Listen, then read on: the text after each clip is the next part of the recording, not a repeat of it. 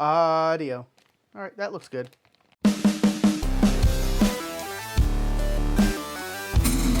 Building the 9-to-1 coffee in hand radio Ares antenna. Let's go ahead and get started. First thing on any project we're gonna do is go over the parts and make sure we have everything. Go ahead and open this bag up. All right, we're gonna go down the list. 3 lengths of colored wire. 1, 2, and 3. I see red, black, and blue. Then a large heat shrink, check. Small heat shrink, check. Coffee and ham radio frame is in there, check. Coffee and ham radio sticker, yes, check.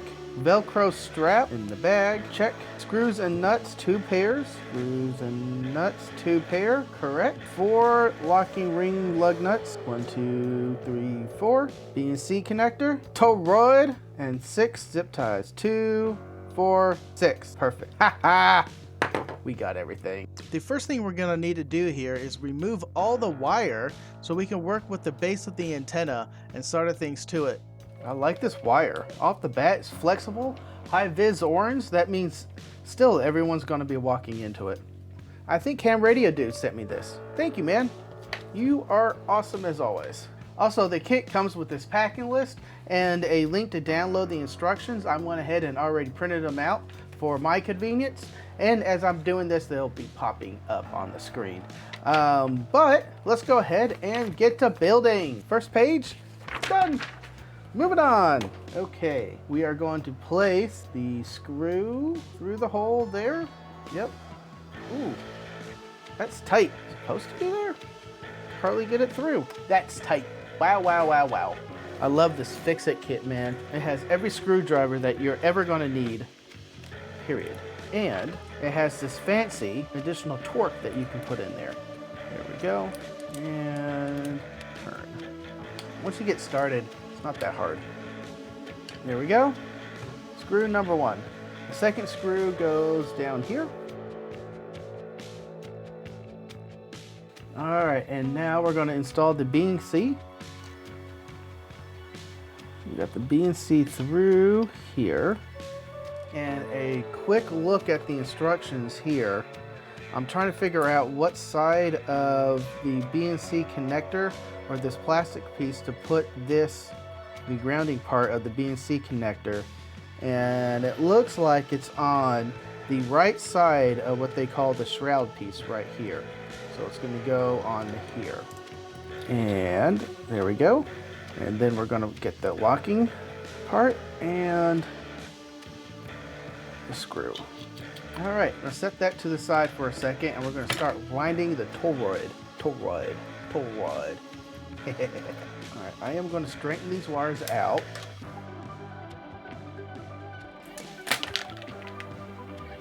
I didn't do that. 1, 2, 3. I'm going to take these ends together real fast just to make it a little easier on me, so they don't keep flopping all around. And we have blue, black, red. See, just look how easy now this is to wind through. We're going to do these 9 times because it's got a 9-to-1. Do this all the way through except a little part. I'm going to try to keep it blue, red, black without twisting them. So I'll pull that down. And then the end I taped, pull through, guide them in the right way. I'm leaving about 3 to 4 inches here. And let's try to get that pattern right again. Oh, it came unpatterned. It's okay to restart the toroid windings. I did it here just so I can get them nice and tight.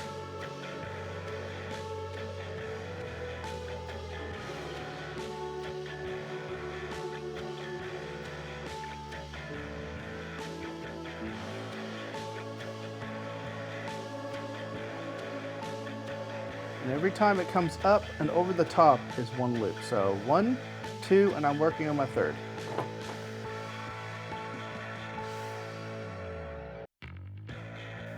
We want to make this nice. So I'm trying to keep the wires placed nicely.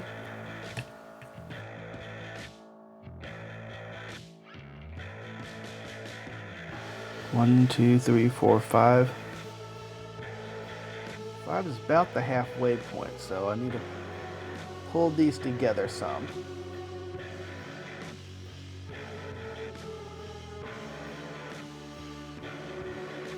fix the wires there.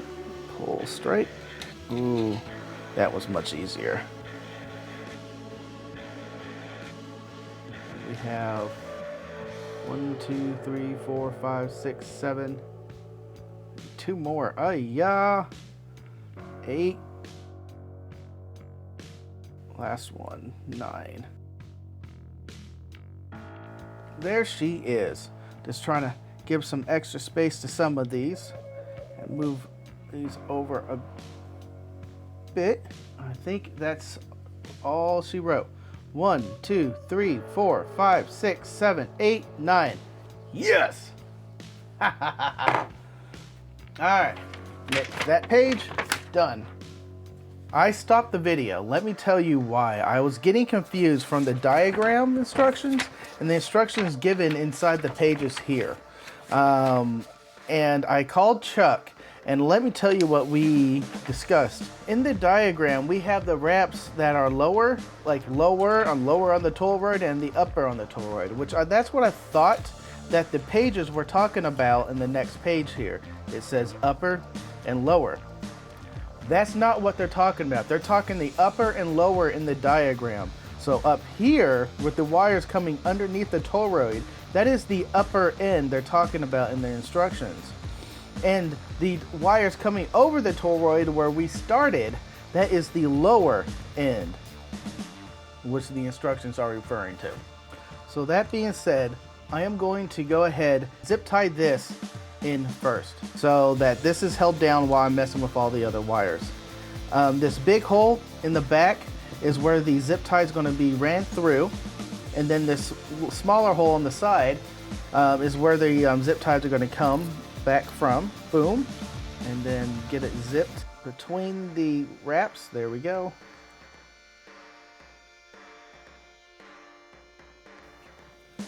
All right, now toroid's not going anywhere. It looks beautiful. We're going to flip back to the wrap instructions. And this pass, I am just going to move wires to their final slot and to make sure I have everything paired up correctly. All right, so the first thing we're going to do, the instructions say, we're going to connect the upper red, which is on top now, to the lower black. And this is a wire pair, which these are just going to be connected to each other in the end later. Next, it says we're going to take the upper blue. It's going to go to the shielding and counterpoise there. Finally, we're going to take the upper black, and they're going to be married to each other, and I don't think they're going to go anywhere. No, these are going to go to the center to the wire. And then the last wire, the red wire, is the antenna wire. I'm going to go to the antenna lug. It's back here. So I am going to move that below everything. There we go. Try to unkink a little bit. That plug. So that is the wire wrapping here. I am going to, where we're going to start. Let's start with the two that are connected to each other and go nowhere. That is the upper red and lower black, these two.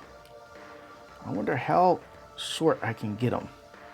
So I am going to cut it here. That's about perfect, and I'm going to strip this guy. Ah! All right, that is not working. It's cutting my wire. There we go. One.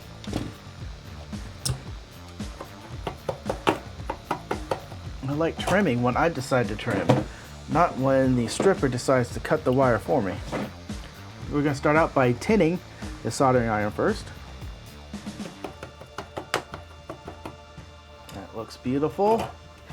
And where is heat shrink? A little bit here.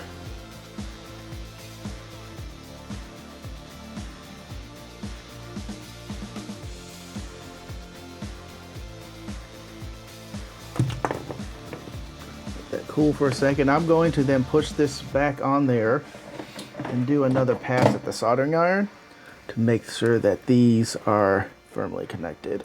I need another pair of hands. Those are connected now too.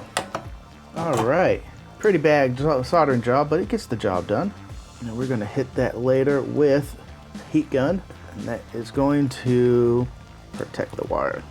Oh well, I'm not going to let it slow us down. Come back to that later. Moving on. All right, this guy, he looks easy enough. You're going to cut him again a little long. Strip the wire. Did it again. I am annoyed. All right, I'll be right back. I need a lighter. I went ahead and got a lighter because I was talking to Chuck and I watched one of his videos. He recommends removing the plastic tip here from the connector, and he did that by warming it up. I'm just burning the frickin' frack out of it. Ooh, that smells like burnt rubber. Pulling it off. And there we go. I'm gonna try to get a little bit more of that wire exposed.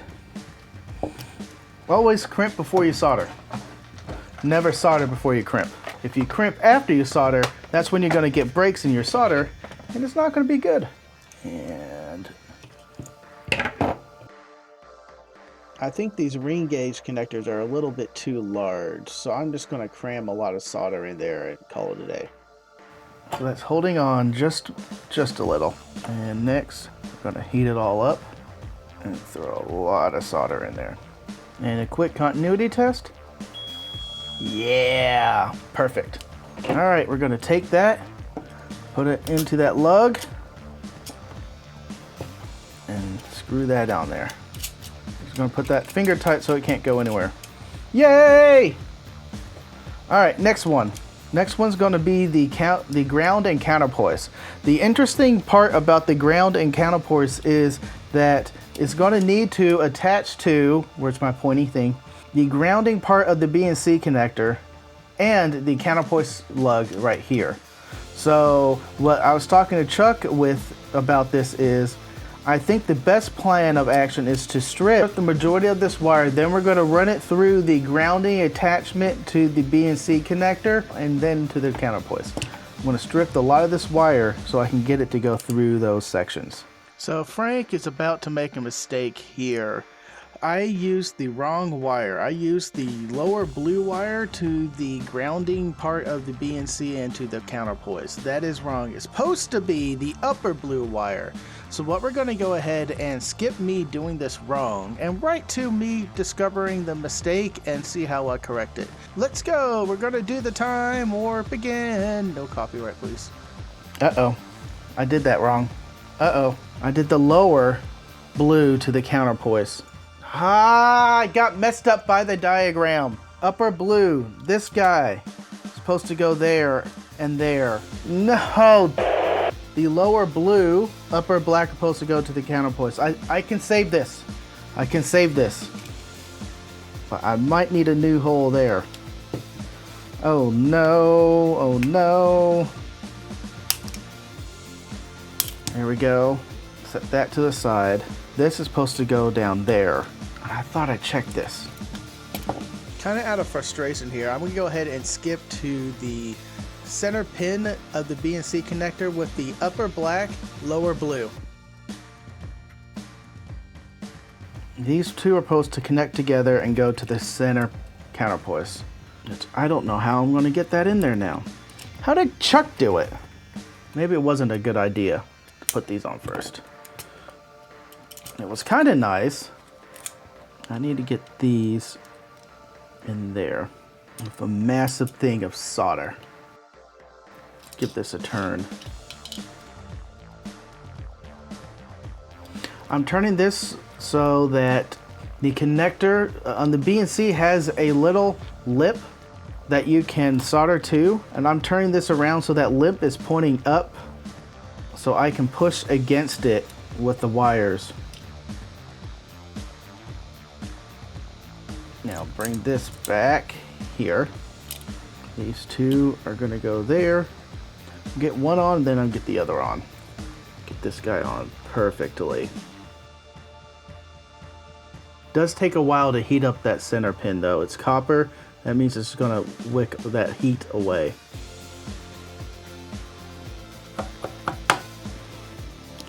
next, I'm going to take this other wire right on top of it, and we're going to melt it into that solder glob. I can get onto the shielding and hold this right. Turn it upside down. There we go. Frank, thinking in 3 dimensions now. There we go. Both of them are hot. Solder sticking to both of them. I'm just going to add some fresh solder to keep everything happy. Ow, ow, ow, ow, ow, ow, ow. Ow, ow. Alright. Alright. That looks like nice. That's nice. But it looks like I'm back to the holes. Can't get it back to where I want it, but hey, you know what? That is fine. That is all fine. There we go. Finally, I got to clean out that hole and put the counterpoints in correctly. Pulling away some plastic. Ew. Is there. Perfect. Right, we're going to get this guy zip tied in now. Again, here we're putting the zip tie in and back through the big hole and looping back through the other small hole. I'm just going to do one right now just to get it set. If this wasn't so hot, I'll switch the tips out and get a fatter tip so I can touch both of these easier. This is a thin tip, mostly meant for PVC boards and fine soldering points. Seem to have trouble heating up these larger connections. That looks like it's beautiful that time. Alright, question is, can I salvage this? Probably not, because I need 3 hands. Not even going to try. I'm going to use another connector I have that's roughly the same size and everything. I'm just going to peel off the plastic. Alright, we're going to have to heat it up. Fire. Yeah, fire. Yeah! Come on, come off. Freeze frame! What happened was my overhead camera SD card ran out of space and I didn't know it, and I lost 3 minutes of footage. That being said, I went ahead and pulled footage of me earlier doing this to the wrong wire while I was doing it this time to the correct wire. It's just the same thing. I went ahead and soldered in the ring connector to the blue wire, but this time the correct blue wire. I don't know where that cut off. In the diagram, he bends this there, pulls it back, and snakes it on like so. So that's what I am going to do. Alright, did I mess up the shielding? Put it there, nope, perfect. That means it's gonna be happy. Here we go. Okay, put this on. That doesn't look half bad. We screwed up once, we recovered, and that looks to be pretty good. Minus I can't get the heat shrink around, but what we're gonna do. I'm gonna go ahead and get ready for the park. I'm gonna pre-solder on my ring terminal connectors to each end of the antenna wire. So when I go to the park and I cut this to length, this wire, I am going to already have this soldered on, so I don't have to mess with soldering in the field. Unlike Mike, CaHRD, who has a field soldering kit, that is so cool, I don't. So I'm going to solder this onto this end. This time I am going to double wrap it because it's stranded, and these strands can go in here nicer than that single. Yeah, there we go. And we're just going to solder that guy right there. I'm just going to fill it all. Now on the other end, I'm going to do the same thing here. I'm going to solder this on. So when I go to the park, I'm going to cut off the first 17 feet and a little bit of change for the counterpoise. That should be fixed and good to go. Then the other end is going to be the rest of the wire for the antenna, which is going to be for the 41 foot and change that I am going to cut and tune. So this way I don't have to worry about soldering anything over in the park. And just for grins, we are going to continuity test. Point there, point there. Awesome. Well, that's the end of this video. The next video, I'm going to go ahead and cut the rest of these wires to length and show you how I'm going to tune them. And then we're going to probably make some contacts because that's what we do. All right, y'all. Well, thank you for watching. Until next time, go forth and conquer. And this has been fun. Da da da da da da da da.